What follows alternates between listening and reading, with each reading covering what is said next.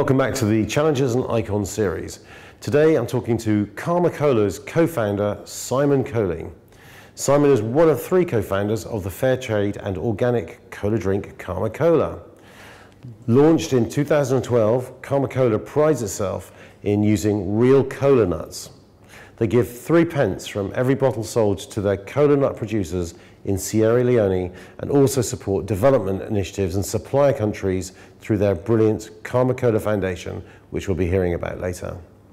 This exciting challenger brand is really proving that business, success, and doing good can go hand in hand.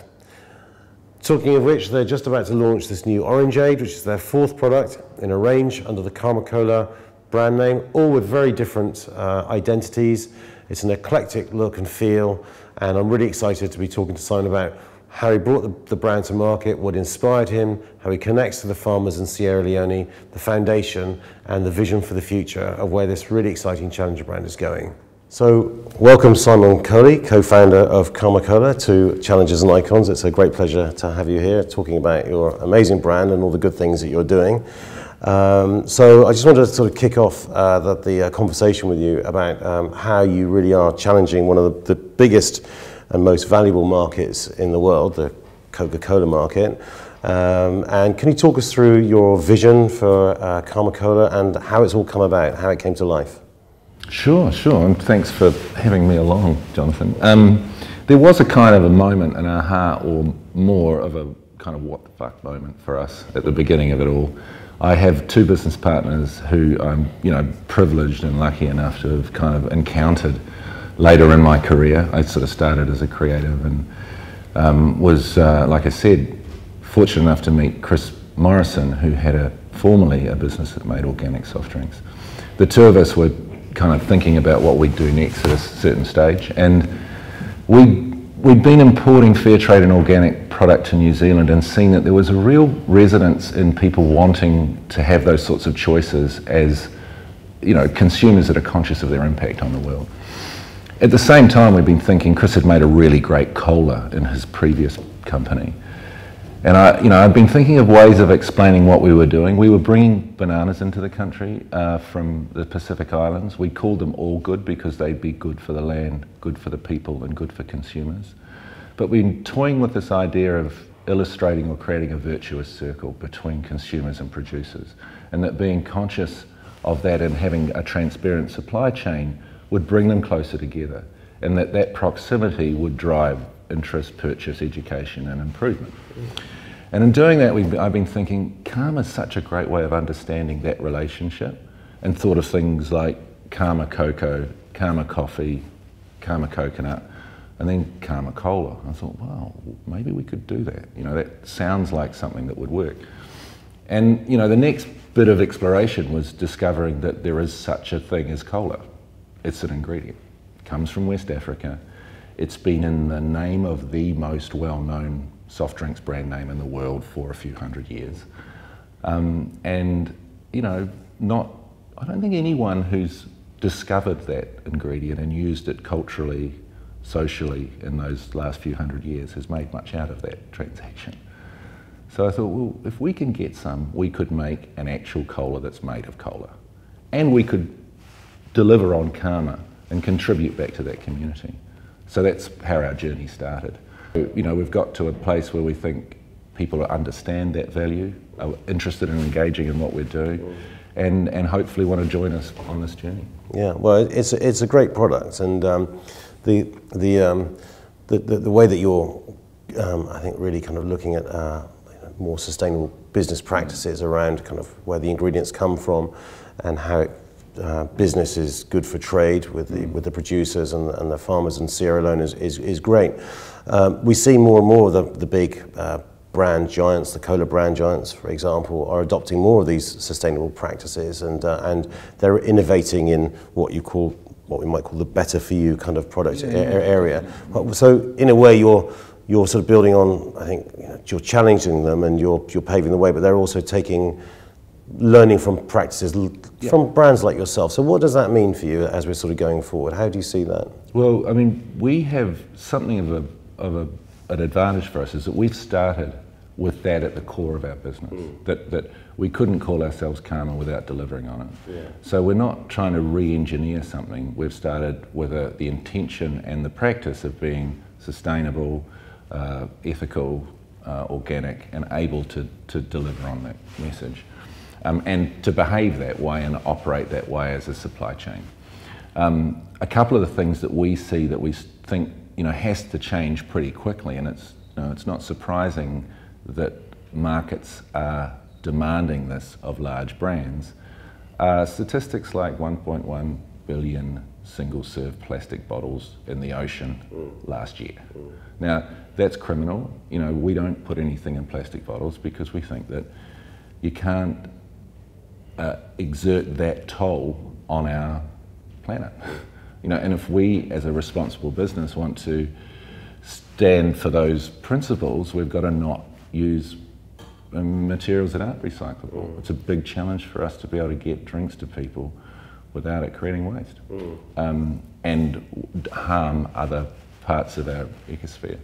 So I think innovation in this category is essential, and that the more we can do around management of those resources especially, people are shipping a lot of soft drink around the world.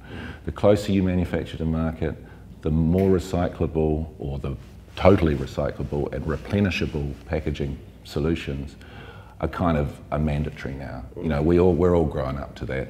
We know that we have an impact on our planet and that we're all responsible for improving that. Yeah. Certainly when you've got a great product, which is, there's a relationship with the producers that creates a product which gives back to them, and then the packaging in itself is brought into that whole cycle of kind of sustainability. Is something very dear to my heart, and it's great to see you doing that, and other brands are doing that as well in their own way. So in a way this is a bit of a shift that we sort of see that's taking place, but from your perspective, what kind of shifts do you feel are the biggest shifts affecting the future of food and drink? It's just in the last year or so here in the UK, seeing huge interest in plant-based food as an alternative to meat, which has a lower impact both in the resource of, if we are, the resources we have are animal, vegetable, mineral, right? At some stage, any stock has to consume, plant matter in order to be able to create protein for us to consume. If we simplify that chain, there's a lot less carbon produced, there's a lot less waste produced. So, just yesterday I was with a colleague of ours who we're trying to partner with from Food from Progress, who's converted a meat-based factory into a plant-based protein development factory, which is a huge shift in the way, large food producers think about the markets they're trying to engage with and their responsibility for our resources as shared resources.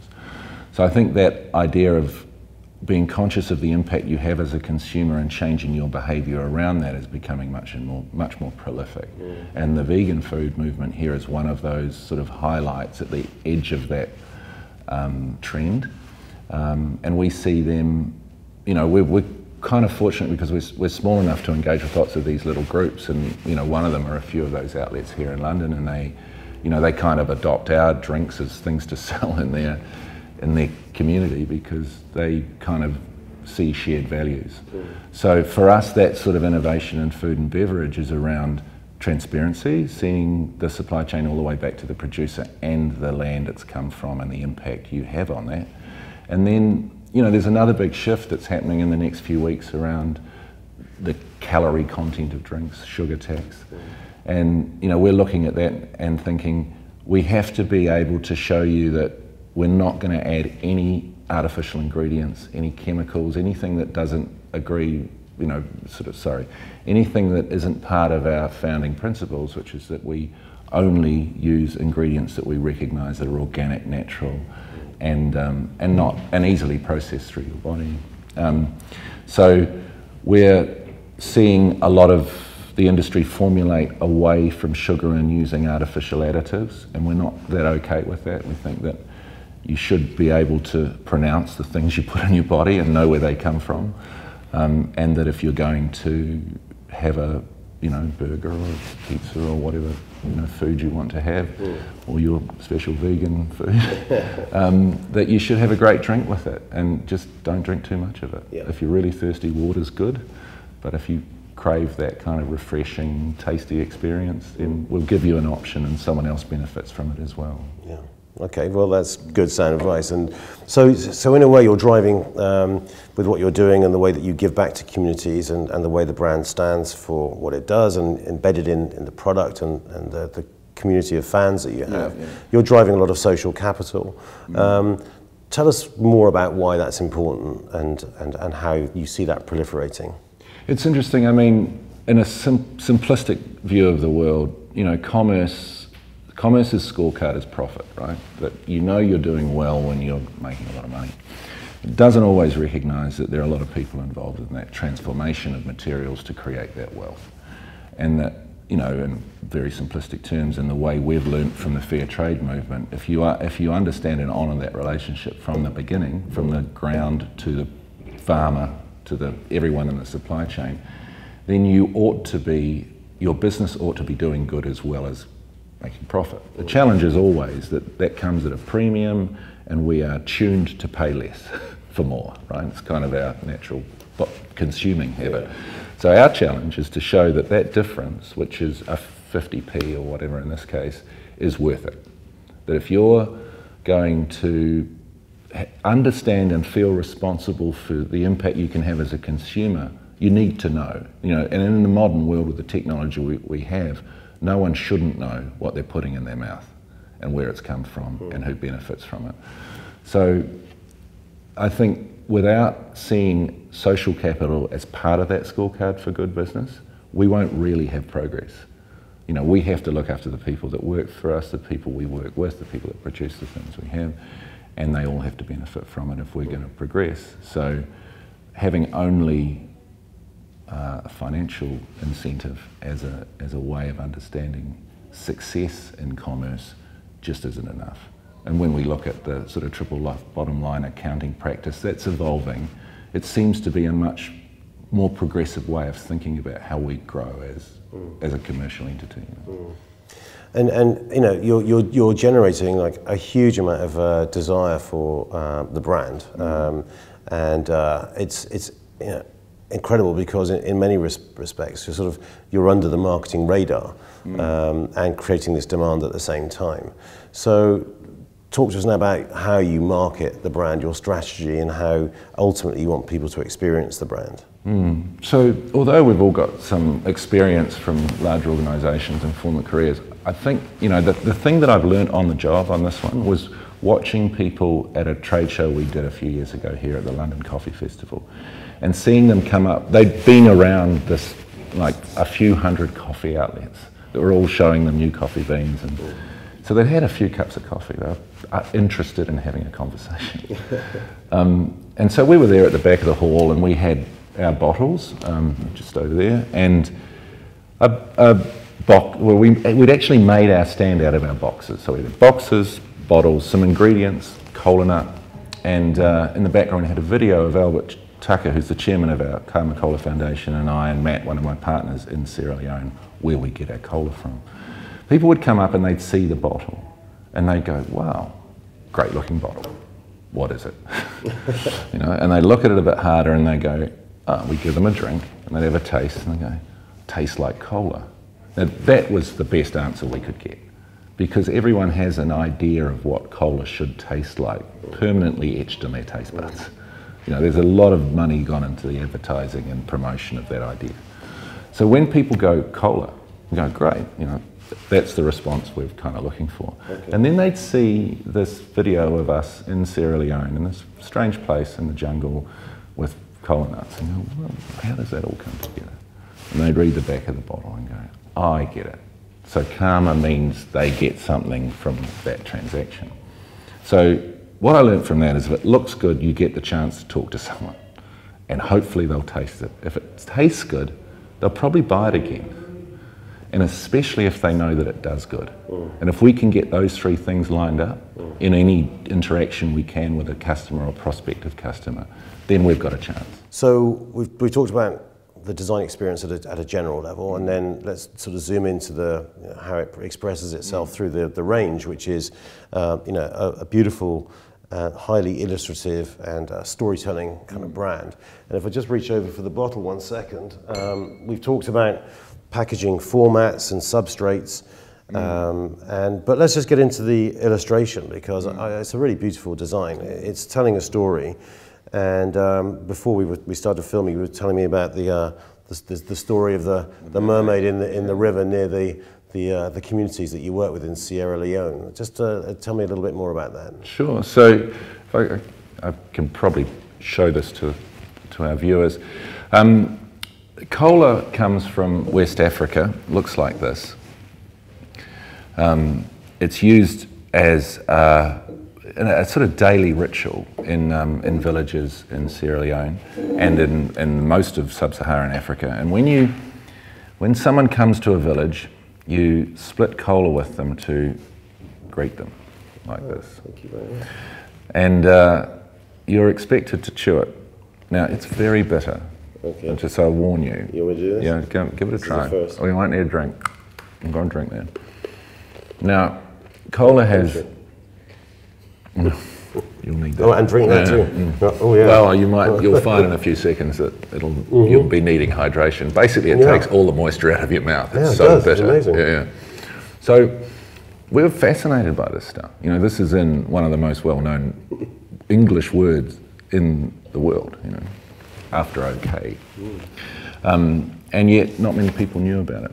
And that sent us on this sort of journey of discovery to find out what else happened around that culture. Now, next to the village we get this from, Boma, almost on the Liberian border of Sierra Leone, is a river called the Moa River. And in that river is a spirit called Mami Wata, or Mother Water. Now, the illustration on the front of our bottle is a kind of interpretation of her. She has the power to do good and to admonish people who've done bad. So the legend has it that 7 chiefs ago, she appeared to the then chief, a man, in his dreams and said, "In the future, all the chiefs of Boma must be women, otherwise there'll be trouble." And since then they have been. And the current chief, Cardi Bo, was the first person I split cola with. And she is an incredible kind of, example to that community. She's quiet, methodical, strong, fair, clear person who's really coached these people through Ebola, through rebuilding their village after the decimation of the 11-year war. So there's a sort of celebration of that spirit in what we're trying to do. And in the name and in the interpretation, I guess, going back to why people, respond to the label, that seemed a great way for us to turn a complex but interesting story into a picture. And then that picture would hopefully get people away into the other things we were doing. Well, a fantastic story, and with International Women's Day just passed, it's a very apt story, and also great to see how the communities are, coming out of, as you say, adverse times, and seeing how brand and product building are, able to engage them and encourage them and provide commerce back into them as well. So, fantastic story around the design. So, let's talk about technology and innovation, and how we see that fostering sustainability and changing lives. Do you see this as affecting your development and relationship with your suppliers and partners that you work with as you go forward and build the business? Well, I mean, we wouldn't have met Albert, who's, like I said, the chair of our foundation, without being able to Skype him, talk to him, have a reasonably intimate relationship over a distance. So, even today, we will probably text the producers every other day. There's some sort of correspondence going on across our organisation, especially between, erratically, but not unfrequently, with the few people we have on the ground in Sierra Leone helping these things work. It's, the work of the foundation. So, just having access to a cellular network there, because there's not really any other. There's no electricity in the villages, but they've got solar chargers for cell phones.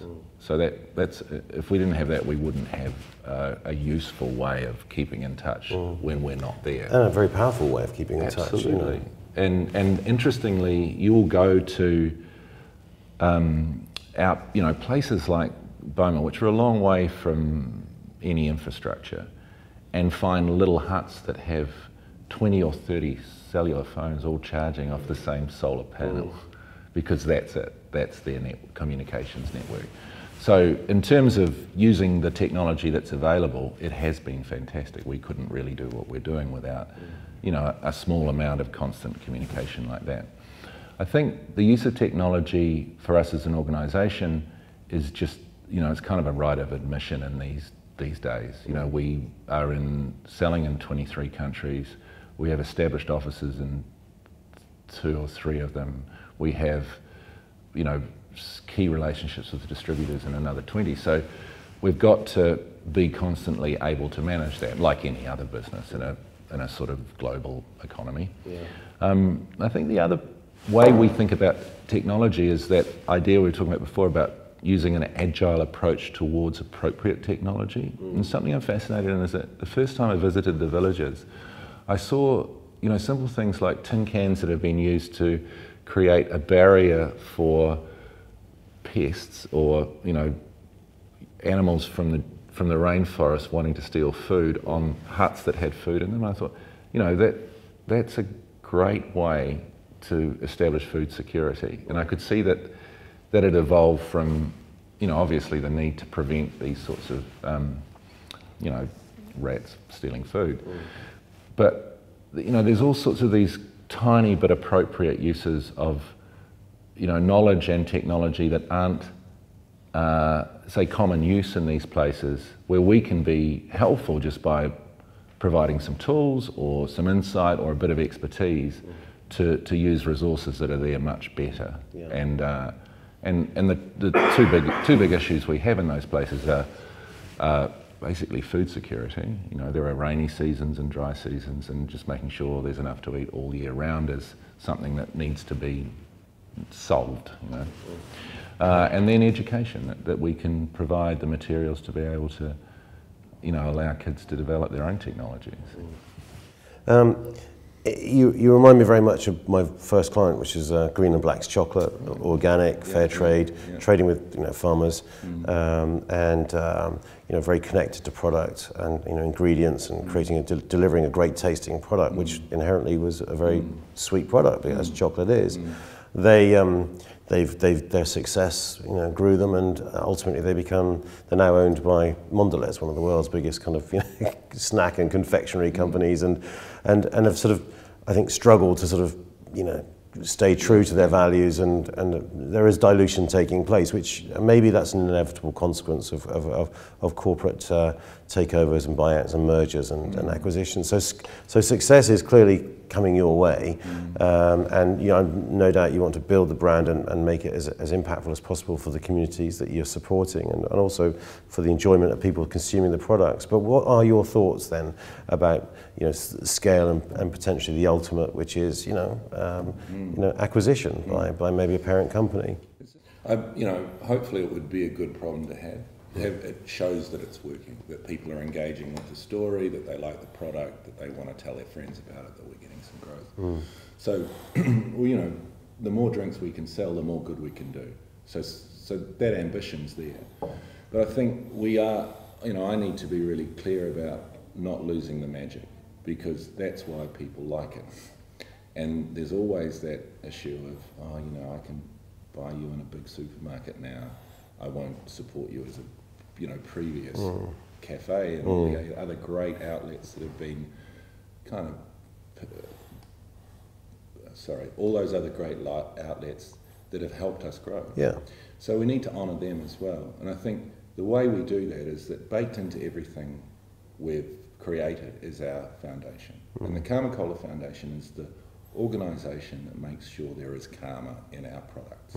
And we're applying that across all our products now. We started with Karma Cola, now ginger ale, lemony, summer, our other drinks will all be able to contribute to that foundation.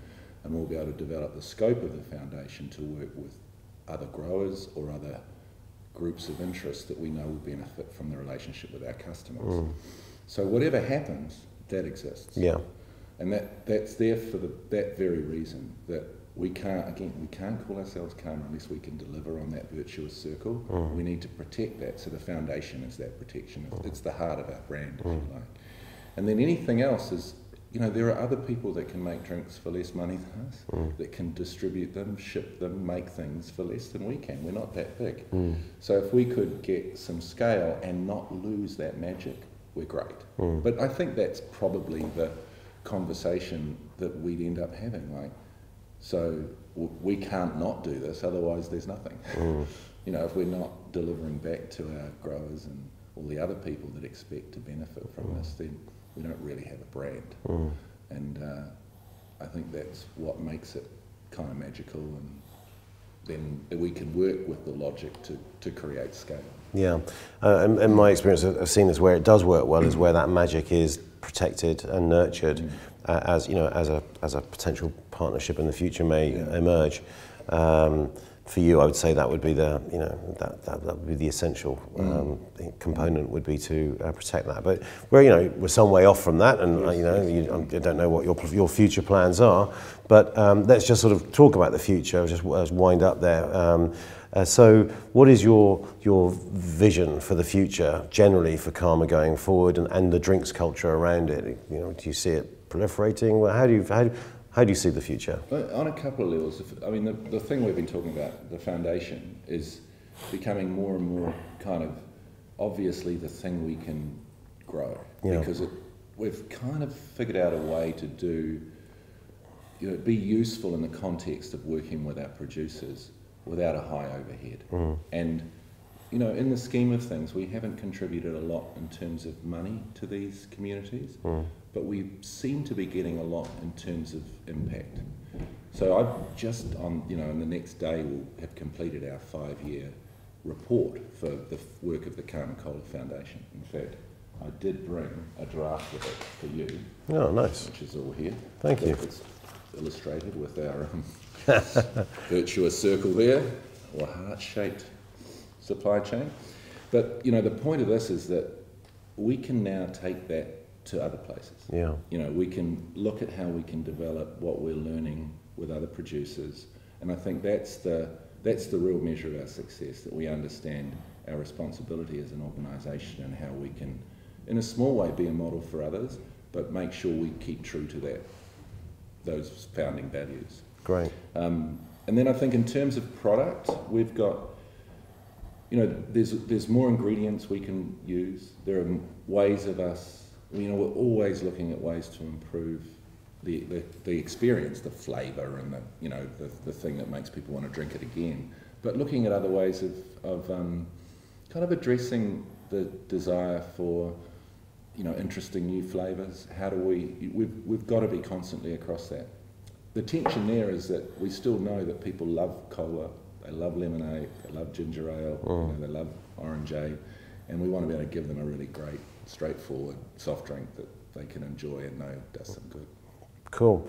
Well, the Karma ecosystem is fantastic, and the fact that you've been voted one of the world's ethical brands, or the most ethical brand, is a fantastic accolade, and it's been great both trying the product, trying the ingredient, and meeting the co-founder of Karma Cola. Thank you very much for coming on the show today, and it's been great talking to you. Good luck with everything in the future.